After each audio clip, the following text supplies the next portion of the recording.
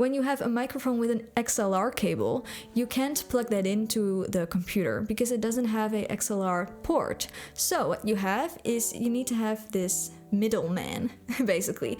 So that is a audio interface. Hello everyone and welcome to a brand new video. If you want to know what the basic elements are for creating your own home studio, then keep on watching because I, a non-techie person, am going to explain what I have and why it is important to have that to make your own home studio. So if you want to know more about this, then keep on watching. I am just going to dive right in. The first thing you need to have is a computer, which, makes sense. You have to have a computer that can handle like heavy equipment though. So if you have a computer that is, I don't know how old and you don't have any disk space or anything on it, like the processor is really slow, then the first step would be investing in a computer that can actually handle programs that are, well, a bit heavy, that make your computer actually work a bit harder. I have a MacBook, but you don't have to have a MacBook. Any computer really will do, because here comes the next one. You need to have a DAW, a digital audio workstation. I think that is the abbreviation. Yeah, my English not so good anymore. Okay, I have Logic Pro 10, and the reason I decided to get Logic is because I already had a MacBook, so to me that makes sense because Logic is from Apple, MacBook is from Apple, so those have to work really well together. I know that another DAW is Ableton, and Ableton, I think you can use Ableton on a MacBook too, I'm not sure, but you can definitely use Ableton on a Windows computer. So after you have bought a laptop that does what it is supposed to do, have a DAW, then the next thing I would get are boxes, stereo boxes. One you can put on the left side of the table you work on and one on the right side. So you actually have this stereo sound and you can actively hear what you are actually doing. And besides stereos, like you don't want to annoy your neighbors the whole time, I would get good headphones. Headphones that actually feel comfortable on your ear. I have headphones that don't feel comfortable because I have on-ear headphones. So after 15 minutes, it feels like all the blood in my ears have disappeared. So I would get like over-the-ear headphones. The next thing I would get is a microphone. Now, there are a lot of different microphones in the universe. Like, there are a lot of stuff. Now, you can divide microphones into two types of microphones: USB microphones and XLR microphones that you have to put in an interface, but I will talk about that in the next step. Yes, if you are just starting out with your own home studio type of thingy, just get a USB microphone because those are usually way cheaper, and because using a USB microphone also means that you don't have to get an audio interface. So a USB microphone really does the job really well. The microphone that I used before the Rode NTK microphone is the Rode NT USB microphone, which worked really well. So just think of your budget, how much can you actually spend? But if you are a singer or you need vocals or whatever, then getting a microphone makes sense.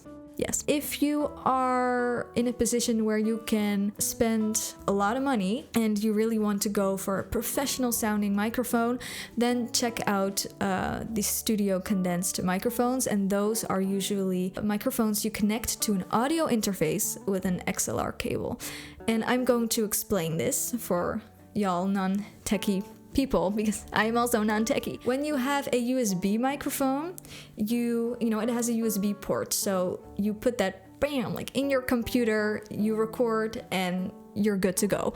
When you have a microphone with an XLR cable, you can't plug that into the computer because it doesn't have a XLR port. So what you have is you need to have this middleman, basically. So that is a audio interface. So you have a microphone with an XLR cable, you plug that into an audio interface, and this audio interface, let's just say box, you plug it into a box. This box has another cable, an USB cable that you can connect to your computer, so you have to have this middleman. So when you buy a XLR cable, like studio condensed microphone, you have to get an audio interface. The audio interface that I have is the Audient ID4. I remember going to the store and I actually wanted to get like this red one. I'm not sure what it is called.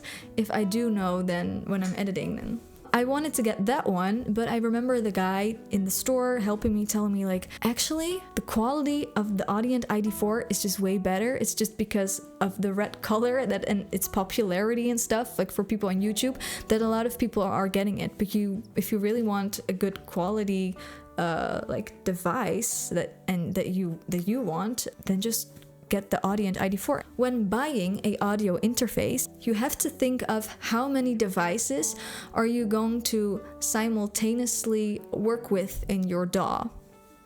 So, example, I only have one XLR port in my audio interface because I only use one thing at a time, which is my microphone. But let's say you are a singer-songwriter type of creator, producer, then you might want to get an audio interface that actually has two XLR ports. So one for the microphone and one for the piano or one for the guitar. Keep in mind though that when you buy an audio interface with more XLR ports, you are also going to increase in price. But if you always sing with a guitar, then you have to get one with the two inputs. Another thing you have to think about when getting an audio interface is also actually getting the XLR cable, because that is a thing that most people usually forget to buy, because with most microphones and everything you don't necessarily get a XLR cable with it. And when you are buying an XLR cable, make sure that the quality of the cable is good. Don't buy the cheapest of the cheapest cables. I know that like this is also really lame, but cables can be really expensive too. Like that is like, oh, you know, spending, I don't know, like 50 euros or something on a cable. You know, you can buy nicer things with 50 euros, but really the quality of the cable is really important, because let's say you have a really pretty damn good microphone and a really good interface, like everything is really good, but you buy a couple euros cable, then the quality can be like so make sure that the cable is good. So the last thing that I've written down, which is really important when producing your own music, is getting a MIDI keyboard. A little MIDI keyboard.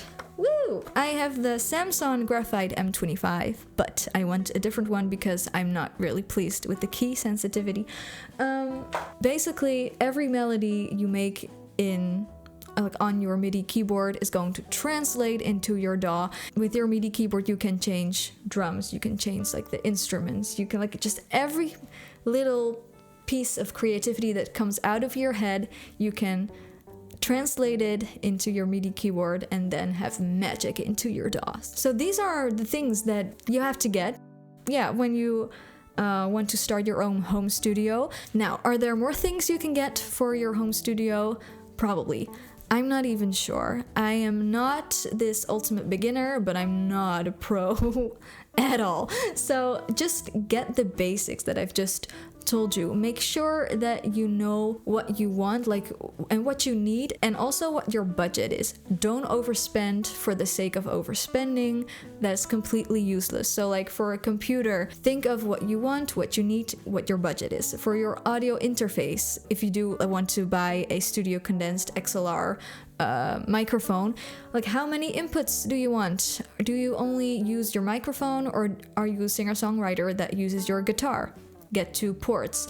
If you're just starting out, you have never bought a microphone before, just get a USB microphone. Those are way cheaper, the quality is really good as well. Check out YouTube videos on what kind of microphones you want. Another tip I have is go to the store. Like when you have an idea of what you want, just write it down and go to the store and ask for advice, because the people that work there, they have more knowledge on the matter, hopefully, you know, than you do. So yeah, just think of what you want, write it down, ask for advice.